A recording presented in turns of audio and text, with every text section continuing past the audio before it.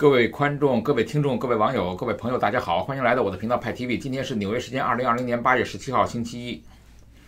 人人都知道，政治是人类社会最丑恶、最黑暗的集合。那么，川普的兄弟罗伯特刚刚去世。那么，目前为止，我们还不知道是不是因为新冠肺炎的原因。当然，我们要向川普总统表示哀悼。在印度的独立日那么总理莫迪带来了该国疫苗的好消息，说3种疫苗处于不同的研发阶段，一旦获得了科学家的允许，疫苗将大批量生产。这是在俄罗斯宣布量产疫苗放卫星之后的第2个杀出来宣布要生产疫苗的国家。而全球首例的俄罗斯疫苗，在仅仅用2组76人做完2期的探索性实验后，就强行批准疫苗上市。这种行为基本就是拿即将接受接种的所有健康人在做3期的人体实验。直到了8月10号 WHO 最新的通报呢，这个疫苗还是被标记为处于临床1期。那么1期的临床实验主要是保这个安全性的评价，那么2期的临床实验呢才是有效性评价。也就是说，这是一款非但没有经过大规模的测试，连有效性都没有经过验证，就已经在俄罗斯内注册通过的疫苗。为了争抢全球首例疫苗的名号，不惜违背药物研发的规律，不惜以人命为代价，在未充分论证药物有效性的前提下强行批准上市。而这个疫苗命名为斯普尼25号，那么和这个苏联当年震惊世界的第1颗人造卫星同名，背后的政治意味是不言而喻，又开始放政治卫星了。那么《自然》杂志和《科学》杂志相继在网站上发布文章，均表示对这种疫苗的安全性和有效性表示担忧。美国的顶级传染病专家安东尼·福奇同样表示说严重怀疑俄罗斯的新冠疫苗的安全性和有效性。然而，为了大选，我们知道川普他也在打疫苗的主意，他曾经要求疫苗在10月份问世，那么试图操纵科学为政治目的服务。其实目前在中国，那么俄罗斯、印度所谓能够批量生产的疫苗都开始有条件的接种了。一些不得不赴国外工作的国企工作人员可以申请注册，然后进行注射2针，好像是要1000人民币左右吧。那么关于疫苗的研发和使用通常安全性是第一位的，那么这是很重要要考虑的。那么完成3期临床，在交上市申请材料后还有一系列的标准和程序审查，至少需要12个月的时间，长的可能达到25个月，这是任何疫苗研发都不应该绕过去的过程。可是在当前的世界政治主导了一切，那么大行其道，利益排除了所有的道义，科学退到了最隐秘的角落，而所有人都追逐着沉醉的乐此不疲。新冠疫苗大跃进现在应该被写进历史，实在在轮回。那么人类所谓的皇帝的新衣却从来没有脱去。那么这世界上又出现了一个奇葩的海盗它是海盗，我们知道是一个古老而细致的工作，它入行很容易创业很难。不过对于文明的社会来说，那么海盗的这个严重威胁着正常的贸易行为，是个公认的邪恶的这个罪行。以前的这个索马里海盗在各国海军联手打击下现在基本上销声匿迹了。但是在8月13号的时候我们看到《华尔街日报》它报道说这个美国政府近日在公海扣押了4艘驶向委内瑞拉的伊朗油轮，分别为露娜号、潘迪号、白令号和贝拉号。目前他们是奔赴德州的休斯敦。那么油轮停靠以后美国政府就会派出高官前往查看。那么美国的司法部当下是拒绝透露更多的细节的。那么当然美国政府说没有使用武力了，那么他们是喊话扣押的。那在美国官员来制裁进行威胁以后船东、船长、承保人同意船上的货物被美国没收，变成了美国的财产。美国的司法系统之前已经完成了起诉书和扣押令。这是美国政府从1907年签署的废止海上私掠船活动100多年以来，破天荒的在公海没收别国的商船。当然，伊朗方面说这个这些没收的4艘船这个油轮和伊朗是无关的。那么这个美国在公海上押走的到底是谁家的油轮呢？那么最新的消息是船是希腊的维也纳 LTD 和巴勒莫 SA 两家公司的，石油是伊朗的，国旗是非洲国家利比里亚的，买主是委内瑞拉的。也就是说，为了避开美国的长臂管辖，交易各方是绞尽了脑汁，没想到海盗就在公海上等着他们。那美军就是海盗吗？目前关于油轮的说法很多，还有一种说法是说这油轮呢一共有9艘，其中5艘属于伊朗，但是美军一喊话，希腊4艘乖乖的配合，那么接受被美国没收货物，这样就会换来油轮和船员被释放。但是不论如何，美国是在公海扣押别国的商船，理论上这是一个无法抹去的事实了。直到现在呢，国务院和国土安全部呢，他拒绝回应这个事情。我们知道美国海军它就是由海盗船发展而来的。美国在1776年独立的时候呢，它没有建立海军，那么只有很多小型的有证的海盗船。1794年的时候，美国国会才通过了建立海军的法案，那么华盛顿批准了法案，到了1797年，美国才建成了3艘小型的快速舰艇。那么1797年的时候，亚当斯出任美国总统后，才下决心建立了一支精锐的美国海军。因为当时美国和法国的关系恶化，那么海上的贸易呢，面临着一个重大的风险，所以美国海军呢建设是有2个方向的。一是以抵抗法国的威胁为由，向英国租借军舰；另二呢，就是组建美国自己的海上武装。那么亚当斯选择了第2种。那么1798年呢，国会通过了一项新法案，将缉私船和向英国购买的船只改装成军舰，合并为美国海军。然而这个数量当时只有45艘左右，远远达不到要求。那么美国政府呢，就把365艘各种的私掠海盗船编入了美国海军，并且加强了船载的火力。同时，没有被编入海军的几百艘的私掠船呢，也被允许自行武装。美国管这个叫自卫，当然他们是有执照的那1798年的这个法国船只呢，就被美国海军这劫掠了85艘，英国呢在6月份被劫掠了13艘，还包括其他的欧洲商船。1798年到1800年是美国海军最活跃的时期。那么英国加强了海上的军事护航力量以后呢，美国的海上劫掠势头呢才减弱。到了南北战争时期呢，美国的劫掠的行为呢又更上高峰。美国更早是在1808年1月1号呢，它立法禁止了这个奴隶的贩卖行为。那么1820年的时候，将贩奴认定为海盗行为，最高呢可判处死刑。但是从非洲运奴隶到古巴就有300%的利润，到纽约就更高。所以美国呢就开始了这种所谓的阴一套阳一套的做法。那么在1808年的时候呢，到1860年有50万以上的黑奴呢被卖到了美国。为什么会是这样呢？因为当时美国的海军以捉拿奴隶船为由，也到了非洲的海岸，但是他们不是去消灭贩奴的勾当，而是充当了一个所谓的保护伞。当奴隶贩子被英国海军追击的时候呢，美国海军呢就保护他们。所以在1862年2月21号，贩奴的大头目叫做波戈登，被林肯政府逮捕，以海盗罪被绞死了。这才让美国的贩奴行为消停下来。而美国海军将领呢，没有一个人因为保护海盗而被审判。南北战争以后，美国走上了工业快速发展的道路，海盗抢劫这种见不得人的行为呢，资本家是不屑一顾的，而且利润呢和产业垄断呢根本无法相比。所以在4月份的时候，美国的海军前军官他们就说恢复私掠船来对抗中国的海洋扩张。因为他们的理由是因为中国的船很多，商船非常多，已经超出了美国的船，而美国呢可以用私掠船控制马六甲海峡，那么美国人民呢就可以有执照来汪洋大海上封住中国的水道。我们知道美国剩下的这个有力的手段就是军事优势。那么油轮到手，货物没收，很简单，不论是伊朗还是希腊还是中国，能怎么样呢？那么不充公你的油轮还是可以的吧。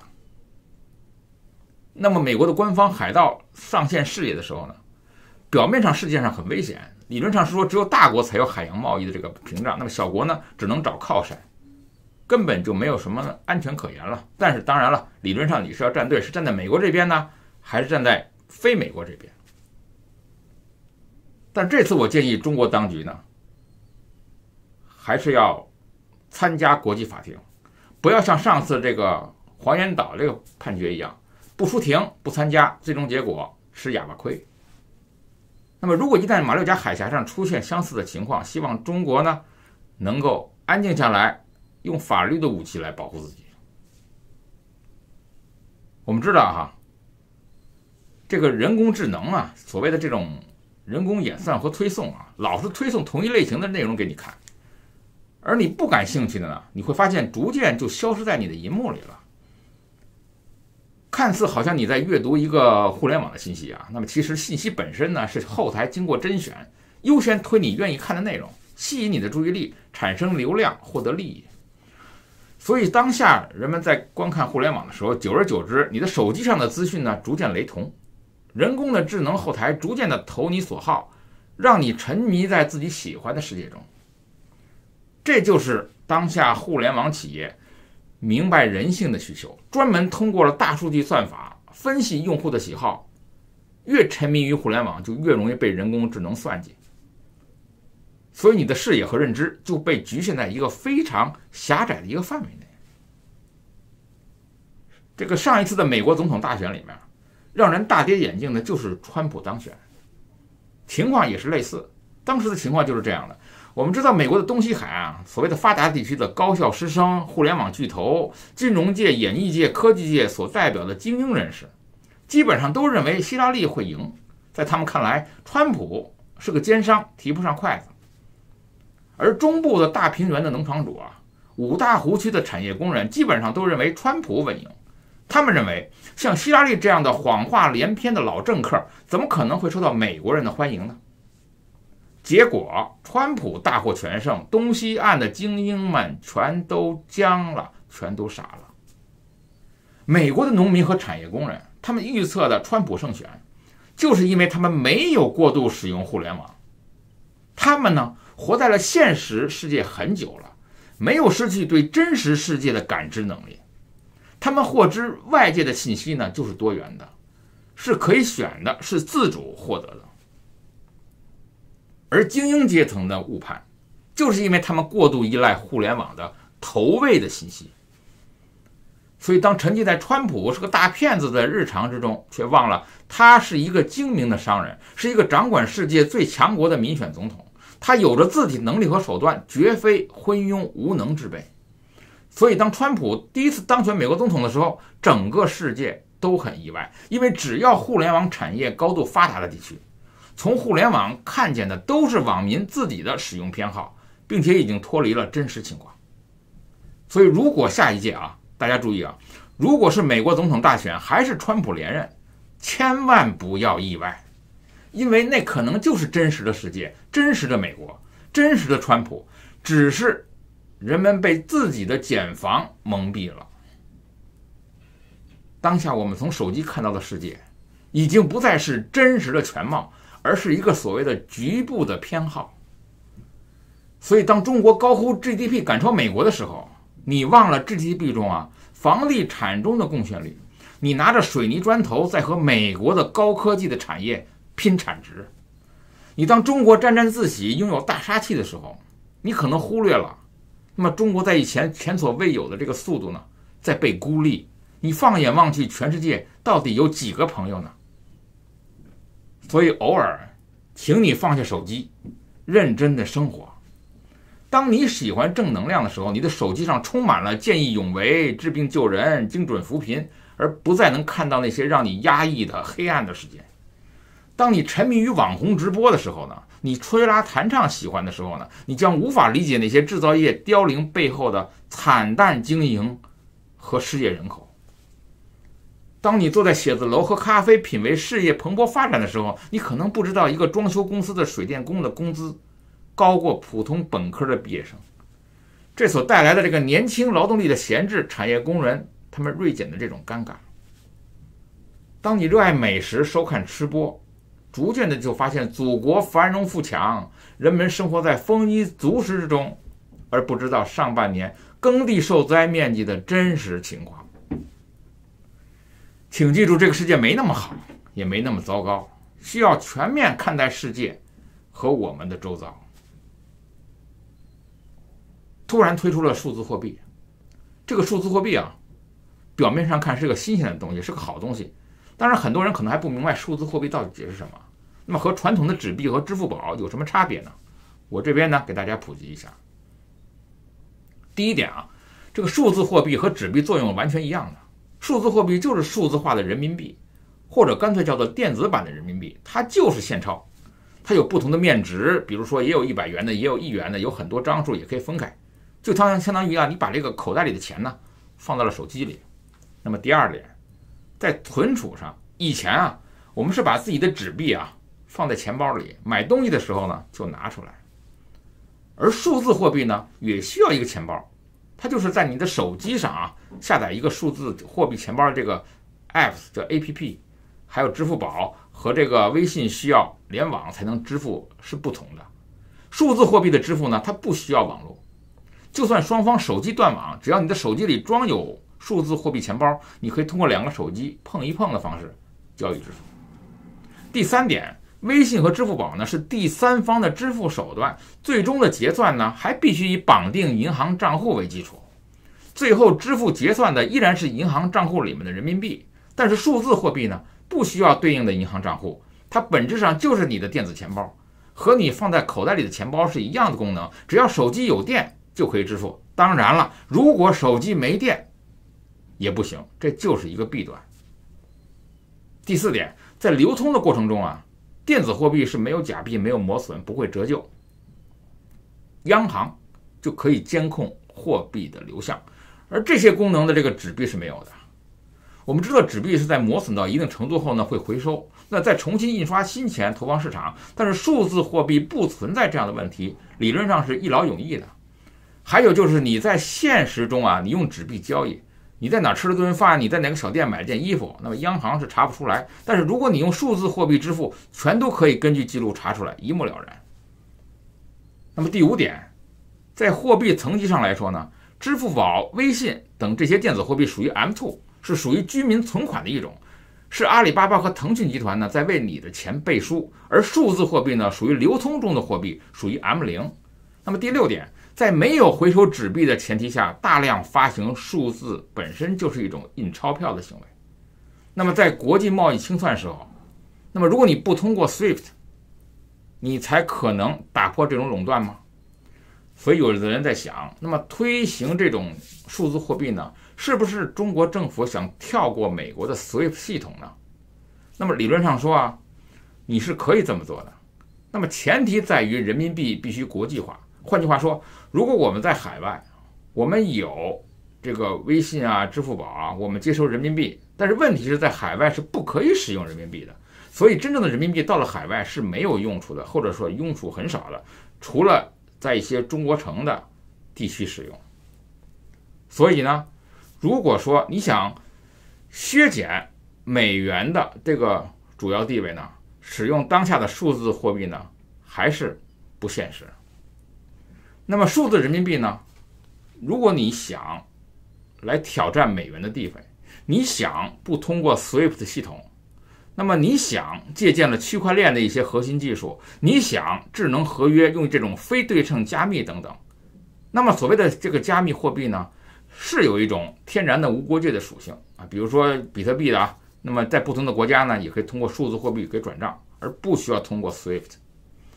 但是这个说法确实有很大的问题。首先就是这个原因呢，如果你啊 A 和 B 都在中国国内，那么相互之间转人民币不通过 SWIFT 系统是 OK 的。那么如果呢 A 在中国 B 在国外，那么理论上这样汇人民币也是没问题的。但是问题就是人民币由于它不是国际货币，在国外是不能够自由兑换的。那么国外的币收到了人民币就不能买房，不能消费，那收到人民币又有什么用呢？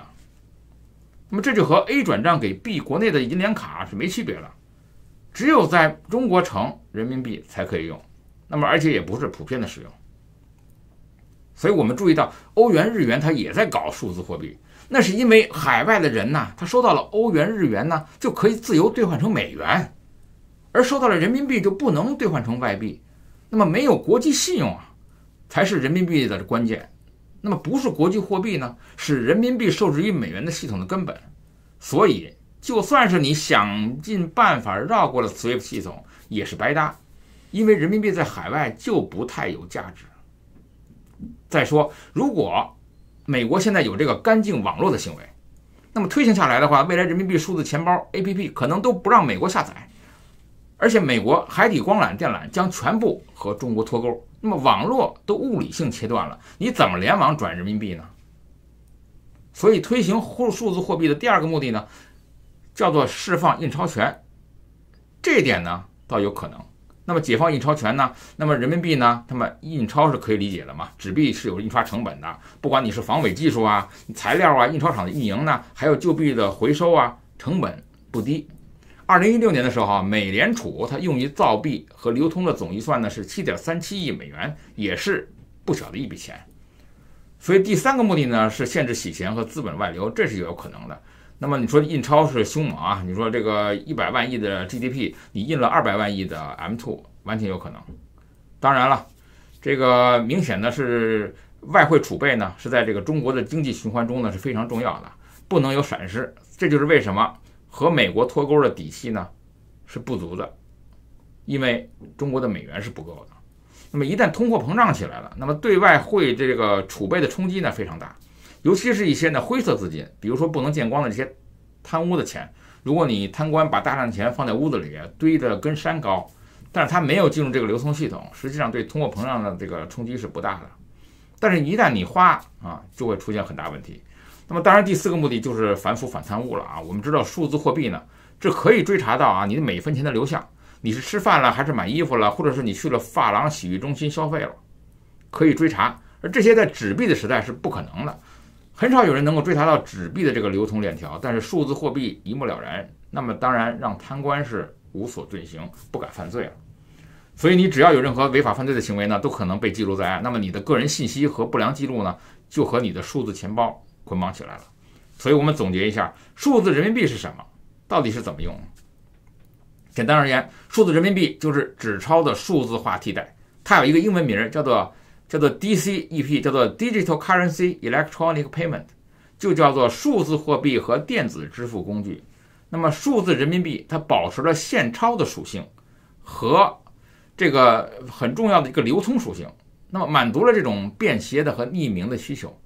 那么只要你装有数字货币的钱包，你就可以不开立银行账户或者支付账户，就可以使用央行数字货币。它呢，另外一个好处是可以实现这种叫做双离线支付，就是说在没有手机信号的情况下依然可以使用。另外呢，数字人民币呢可以实现可控的匿名，就是说能够满足有限的匿名支付的需求。但是最终数字人民币会不会取代纸币呢？有的专家认为是可以啊，然后认为数字人民币取代纸币呢还是有一些问题，有两个约束。第一呢，就是你的使用者是不是愿意用；第二是技术条件能不能满足。因为交易支付的速度受制于技术，如果交易数量突破一定的限制，可能就会引起故障，比如说宕机啦、软件崩溃啦等等。但是数字人民币会不会取代微信支付和支付宝吗？